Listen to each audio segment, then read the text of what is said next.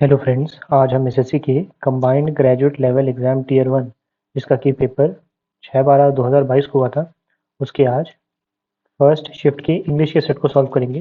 तो इंग्लिश के पहले प्रश्न के साथ शुरू करते हैं। तो यहाँ से इंग्लिश कॉम्प्रिहेंशन शुरू होता है। पढ़ते हैं। पहले प्रश्न में कह रहा है कि अंडरलाइन सेंटेंस को सब्स्टिट्यूट करने के लिए। तो I have reached the hotel by the time you call मी। तो आई हैव रीच्ड नहीं, आई विल हैव रीच्ड होगा, मतलब मैं पहुंच गया था इन द फ्यूचर। मतलब कहेंगे ना, आई विल हैव रीच्ड, मैं पहुंच गया होता जब तक कि तुमने मुझे कॉल किया है। तो इसलिए ऑप्शन नंबर थर्ड सबसे अप्रोप्रिएट होगा। क्वेश्चन नंबर सेकंड, अंडरलाइन जो शब्द है उसका सिनोनिम पूछ रहा है।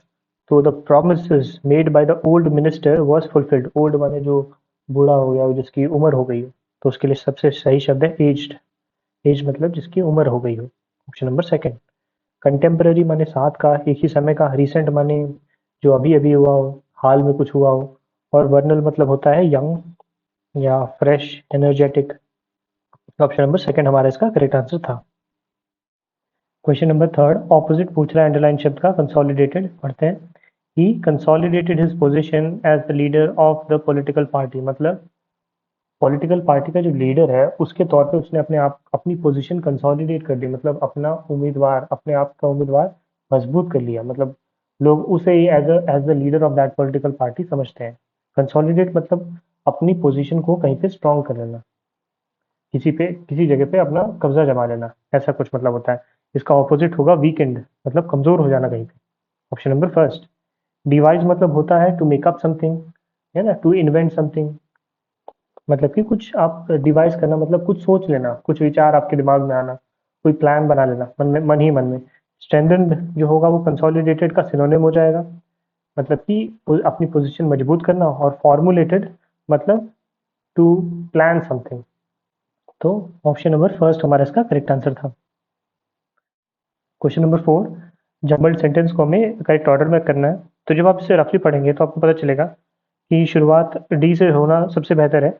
Mickey mouse is a fictional cartoon character created by Walt Disney 1928। मतलब कि मिकी माउस जो था वो एक फिक्शनल कार्टून कैरेक्टर था जिसे कि वॉल्ट डिज्नी ने 1928 में क्रिएट किया था, बनाया था।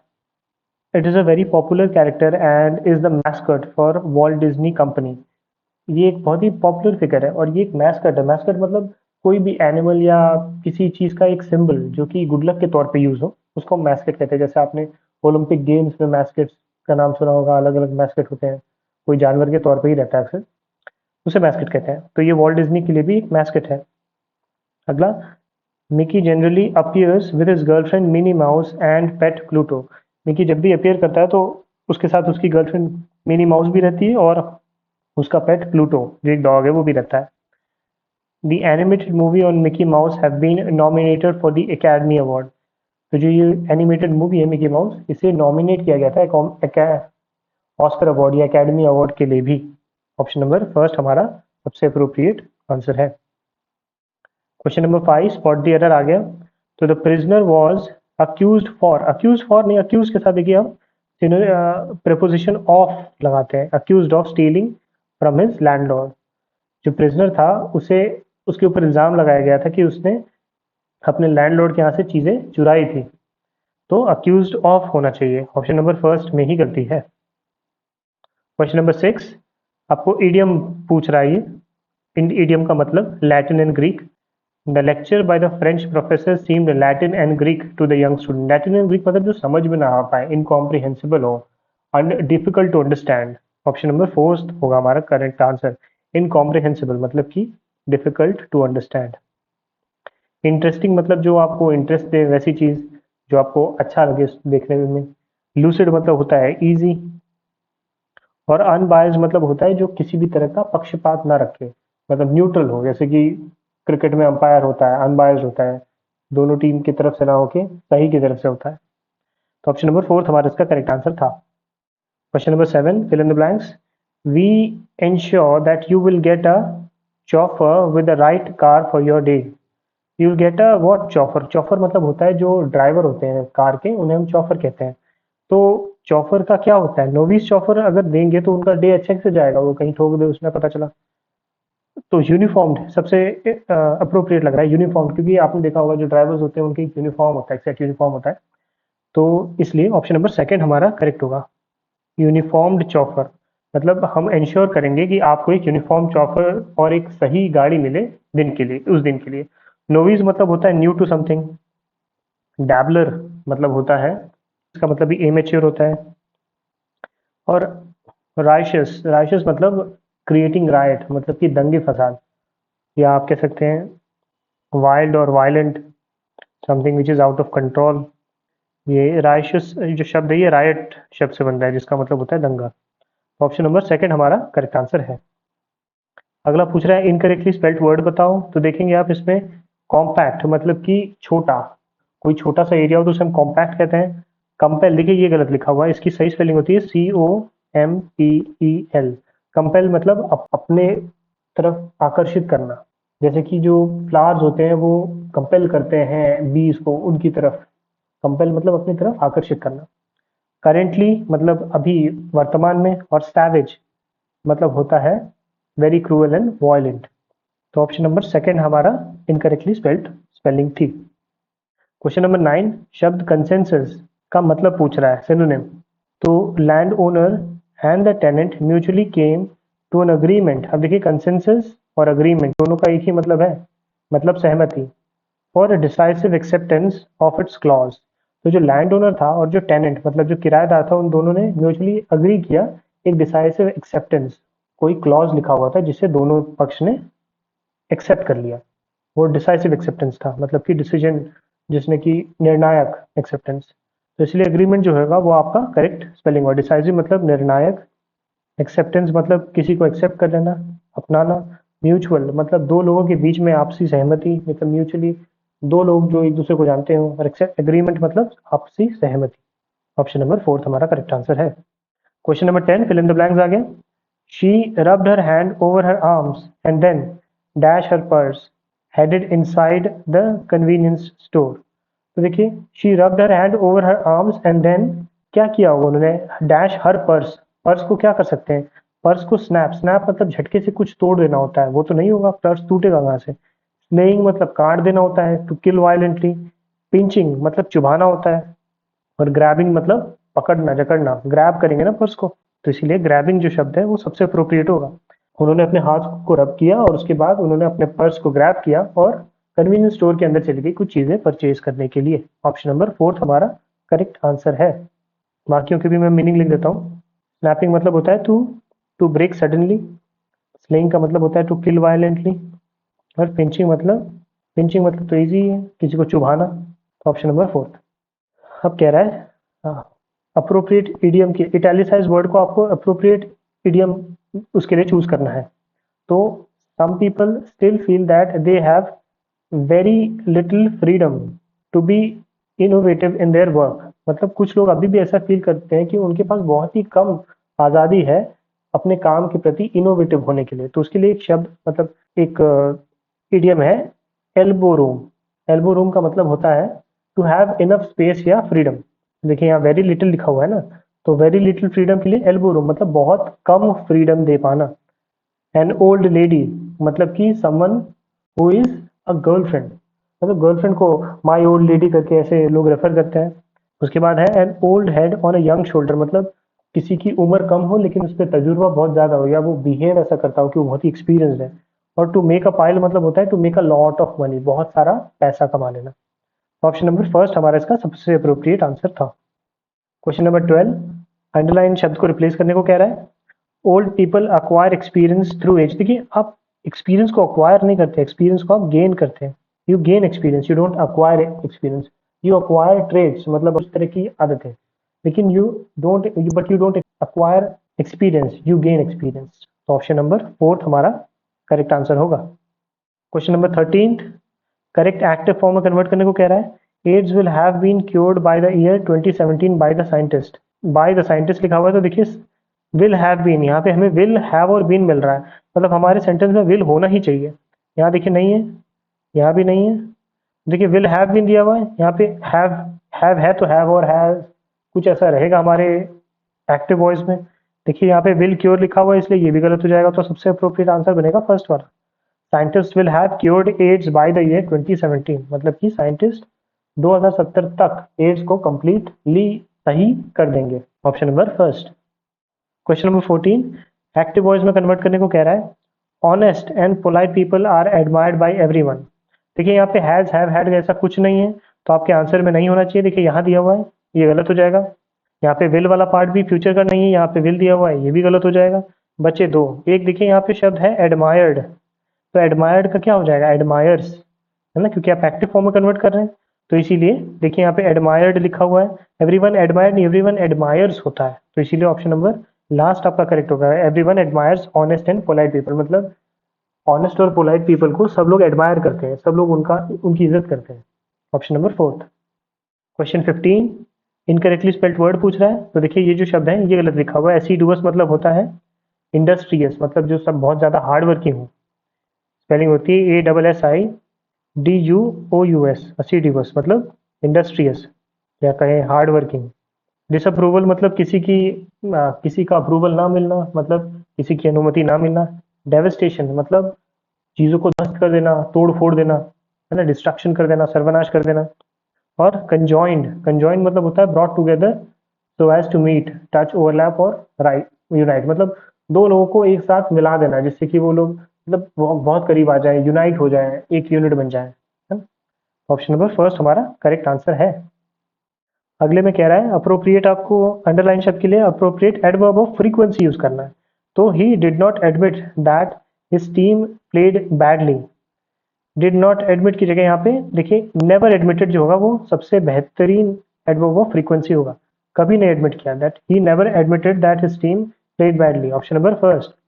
यस्टरडे एडमिटेड देखिए सुन के ही गलत लग रहा है। हैप्पीली एडमिटेड, अब ये फ्रीक्वेंसी के बारे में नहीं बता रहा है, और विलिंगली एडमिटेड ये फीलिंग के बारे में बता रहा है, लेकिन ये नेवर, देख सकते हैं आप, ये नेवर जो शब्द है ये फ्रीक्वेंसी को बताता है।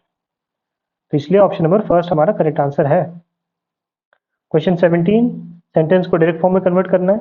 Raveena asked me if I had her maids number. If I had का देखिए हैव हो जाना चाहिए। देखिए यहाँ पे हैव दिया हुआ है, यहाँ हैव दिया, यहाँ हैव दिया, तो ये आंसर तो नहीं होगा। इफ आई हैड मतलब इफ के लिए हम डू वाला पार्ट यूज करेंगे, डू डिड डज वाला। तो देखिए यहाँ पे तो डू है, यहाँ पे हैव आ गया है, यहाँ भी गलत हो जाएगा। डज यू हैव तो होता ही नहीं है, डू यू हैव होता है, तो इसीलिए ये भी गलत हो गया। बचा कौन सा, ऑप्शन नंबर फर्स्ट करेक्ट हो जाएगा। Raveena asked me do you have my maids number, तो यही ऑप्शन नंबर फर्स्ट हमारा करेक्ट आंसर होगा। क्वेश्चन नंबर 18 फिर से सेंटेंस अरेंजमेंट आ गया। तो जब आप इसे रफली पढ़ेंगे तो आपको पता चलेगा कि शुरुआत पहले से होगी। There once was a little boy who had a very bad temper, मतलब वहां पे एक बच्चा था जिसका कि बहुत ज्यादा गुस्सैल दिमाग था। His father decided to hand him a bag of nails and said that every time the boy lost his temper, he had to hammer a nail into the fence. उसके पिताजी ने उसे एक बैग दिया जिसमें कि पूरे नेल भरे हुए थे। नेल मतलब कील भरी हुई थी, और उसके पिताजी ने कहा कि जब भी तुम्हें गुस्सा आए तो तुम एक नेल को फेंस में मतलब हैमर कर देना। तो फिर क्या होता है ग्रेजुअली देखिए, on the first day the boy hammered 37 nails into the fence. पहले दिन जब उसे गुस्सा आ रहा था उसने 37 बार नेल्स को हैमर किया, मतलब उसे 37 बार गुस्सा आया। उसके बाद क्या हुआ, the boy gradually began to control his temper over the next few weeks and the number of nails he was hammering into the fence slowly decreased. मतलब बॉय जो था धीरे धीरे उसका टेम्पर जो है वो कम होने लगा, और उसके बाद नंबर ऑफ नेल जिसको वो हैमर कर पा रहा था फेंस में वो बहुत ड्रास्टिकली कम हो गए। इसलिए ऑप्शन नंबर सेकंड हमारा सबसे अप्रोप्रिएट है। क्वेश्चन 19 एंटोनिम पूछ रहा है एस्टैब्लिश्ड वर्ड जो है उसका। तो पढ़ते हैं। साइबन feels great satisfaction and gratified when he finds his pupils established successfully in the society when a lot has been displayed because of several failed attempts। तो देखिए एस्टैब्लिश हो गया यहाँ पे शब्द, और एक आप देख सकते हैं डिस्प्लेस्ड। एस्टैब्लिश मतलब किसी चीज को स्थापित कर देना किसी जगह पे, जबकि डिस्प्लेस मतलब उसे एक जगह से दूसरी जगह शिफ्ट कर देना या हटा देना। तो साइबन जो था वो बहुत ही ज्यादा सेटिस्फैक्शन फील करता था जबकि उसके लोग सक्सेसफुली अपने आप को स्टैब्लिश कर पाए थे सोसाइटी में, जबकि बहुत सारे लोगों को वहां से डिस्प्लेस कर दिया जा रहा था क्योंकि उन्होंने बहुत सारे फेल्ड अटेम्प्ट्स लिए थे। तो इसीलिए एस्टैब्लिश के लिए ऑपोजिट अप्रोप्रिएट जो ऑपोजिट वर्ड होगा वो होगा डिस्प्लेस्ड। फेल मतलब हार जाना, पराजय। ग्रेटिफाइड मतलब टू गिव समबडी प्लेजर और सेटिस्फैक्शन, और pupils मतलब people. Option number first. Question 20 indirect form में कन्वर्ट करने को कह रहा है। He said to him is your name not Ahmed. तो देखिए सेड टू हिम मतलब यहाँ पे क्वेश्चन मार्क है तो ये पूछ रहा है, तो इंक्वायर्ड ऐसा शब्द होना चाहिए, इंक्वायर्ड या आस्क्ड। यहाँ तो है ही सेड, ये देखिए ये दोनों गलत हो जाएगा। तो he inquired is your name not Ahmed, देखिए आप इसे पढ़ेंगे तो ये ऐसे ही गलत लगेगा। ही इंक्वायर्ड वेदर, देखिए इज है तो यहाँ पे वेदर के शब्द इस्तेमाल होना चाहिए। He inquired whether his name was not Ahmed, ये सबसे अप्रोप्रिएट होगा। ऑप्शन नंबर सेकंड आपका करेक्ट आंसर है। अब चलते हैं हम कॉम्प्रीहेंशन पैसेज। तो यहाँ से हमारा कॉम्प्रीहेंशन पैसेज शुरू होता है, तो चलिए पढ़ते हैं। अब इसे आप जब पढ़ेंगे रफली तो पता चलेगा ये कोई पर्सन है जो खुद से कुछ कह रहा है। पढ़ते हैं। I will tell you what I will do and what I will not do, मतलब मैं तुम्हें बताता हूँ मैं क्या करूँगा और मैं क्या नहीं करूँगा। अब बता रही है आई will not dash that in which I no longer believe. अब देखिए यहाँ पे आई विल नॉट ड्रेन नहीं हो सकता, लैग नहीं हो सकता, डेबिट भी नहीं हो सकता, एक ही ऑप्शन सही सा लग रहा है वो है सर्व। सर्व क्यों लग रहा है तो देखिए यहाँ पे आगे आपको पता चलेगा। No longer believe dash it calls myself my home my fatherland और माई चर्च। इसका मतलब क्या है कि मैं उस चीज़ पे काम नहीं करूँगा, चाहे वो मेरा घर क्यों ना हो, चाहे वो मेरा फादरलैंड क्यों ना हो, या वो चर्च क्यों ना हो, मैं वहाँ serve means to do some sort of work. तो इसीलिए ऑप्शन नंबर फर्स्ट सबसे करेक्ट होगा। कहना ये चाहता है कि मैं उस जगह पे काम नहीं करूँगा जहाँ पे मैं बिलीव नहीं करता। तो ऑप्शन नंबर फर्स्ट करेक्ट है। चलते हैं सेकंड पे। क्वेश्चन नंबर सेकंड के लिए देखिए हम शुरू फिर से पढ़ते हैं। आई विल नॉट सर्व, यहाँ पे लिख लेते हैं हम serve that in which I no longer believe, मैं वहाँ पे सर्व नहीं करूँगा जहाँ पे मैं बिलीव नहीं करता। It call my self it calls it self my home my fatherland और माई चर्च। अब देखिए बिलीव के बाद समटाइम्स इट कॉल, समटाइम्स तो होना चाहिए नेवर, नेवरदलेस। नेवरदलेस कुछ हद तक हो सकता है मतलब, लेकिन जब इस तरह का जब हम ऑप्शंस देते हैं जैसे मेरा होम हो या मेरा फादरलैंड हो या मेरा चर्च हो, तो उसके लिए हम वेदर जो शब्द है उसको इस्तेमाल करते हैं जनरल इंग्लिश में। इसीलिए ऑप्शन नंबर थर्ड सबसे अप्रोप्रिएट ऑप्शन होगा। तो इसका मतलब ये था कि मैं उस जगह पे काम नहीं करूंगा जहाँ पे मुझे भरोसा नहीं है, चाहे वो मेरा घर क्यों ना हो, मेरी पैतृक भूमि क्यों ना हो, या वो मेरा गिरजा घर क्यों ना हो। तो ऑप्शन नंबर थर्ड करेक्ट है। थर्ड ब्लैंक पे देखते हैं। I will try to dash myself in some mode of life और आर्ट एज। देखिए आई विल ट्राई टू क्या, आप क्या करेंगे खुद के लिए। You will try to disappear yourself, अपने आप को गायब तो करेंगे नहीं, कलेक्ट भी नहीं करेंगे, स्टेरलाइज भी नहीं करेंगे, बाज बनाना ये भी नहीं करेंगे। ऑब्वियसली ऑप्शन नंबर फर्स्ट ही होना चाहिए। He will try to express himself या my I will try to express myself in some mode of life और art as dash as I can and as wholly as I can. तो इससे ये समझ में आता है, ये कहता है कि मैं प्रयास करूंगा कि मैं अपने आप को एक्सप्रेस कर सकूं लाइफ के किसी भी मोड में या आर्ट के फॉर्म में। तो ऑप्शन नंबर फर्स्ट हमारा करेक्ट आंसर है। फोर्थ ऑप्शन पे चलते हैं। तो यहाँ पे लिखा था, यहाँ पे हो जाएगा एक्सप्रेस।